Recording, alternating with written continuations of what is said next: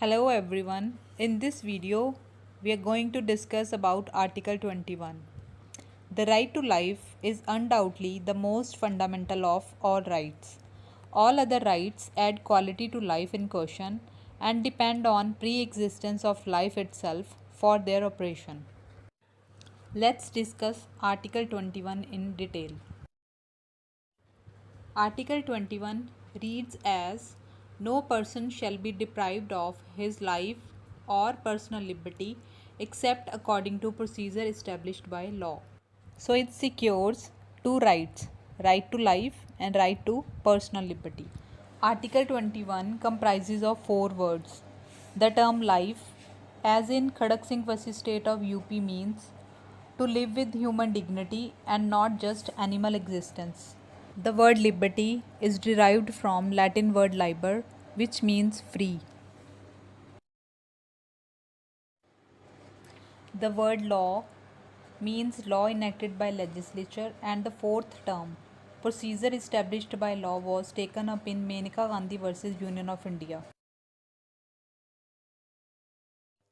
In passport case, Maneka Gandhi challenged the government's decision to impound her passport while saying that it is violation of her personal liberty guaranteed under Article 21. Supreme Court held that in the interest of general public it is not violative of Article 21, and the word procedure established by law means just, reasonable and fair law.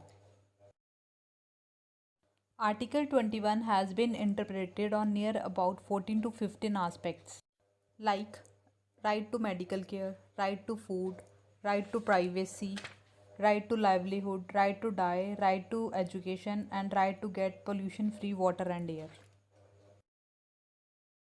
Let's discuss few of them. In Paramanand Katara versus Union of India, Supreme Court held that no one can refuse to give medical aid to the victim on the name of legal formalities and clarified that preservation of life is of paramount importance. Livelihood means of living sustenance. It is something necessary for a man to provide for his living or sustenance. In Olga Tallis versus Bombay Municipal Corporation, Supreme Court held that life under Article 21 includes the right to livelihood also. Right to privacy is the right to be let alone.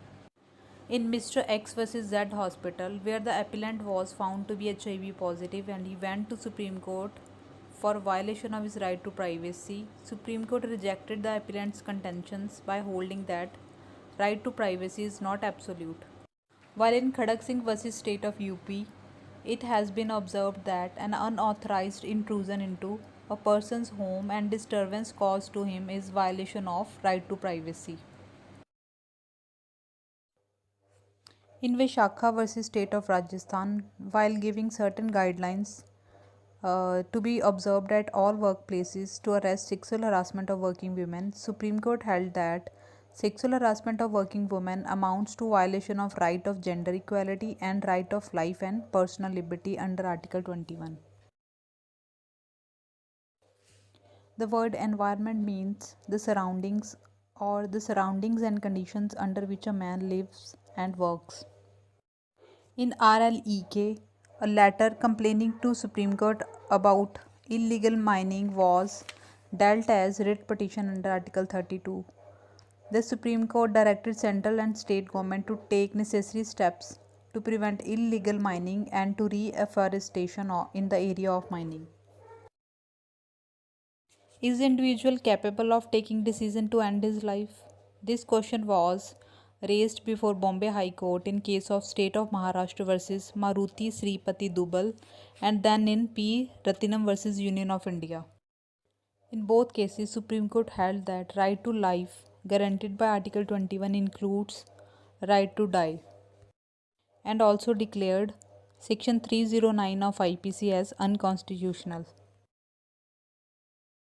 But in Gyan Kaur versus State of Punjab, a 5 judges bench of Supreme Court overruled P. Ratinam's case and held that right to life under Article 21 does not include right to die or right to be killed.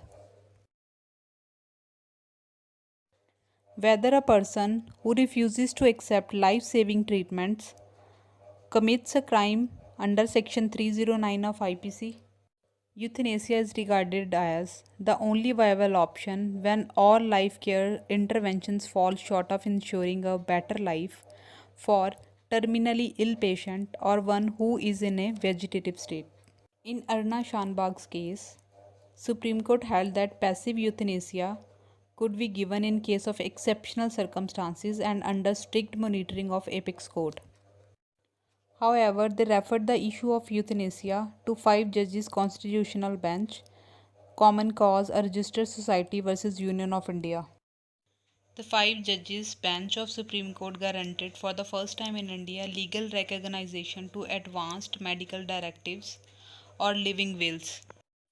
It also reiterates the legal recognition of the right to passive euthanasia. Supreme Court held that to live with dignity also includes right to die with dignity, and it was so decided in Gyankor's case. 44th Amendment amended Article 359, which now provides that enforcement of right to life and liberty under Article 21, and it cannot be suspended by presidential order even during emergency. If you have any queries, feel free to ask. Thank you.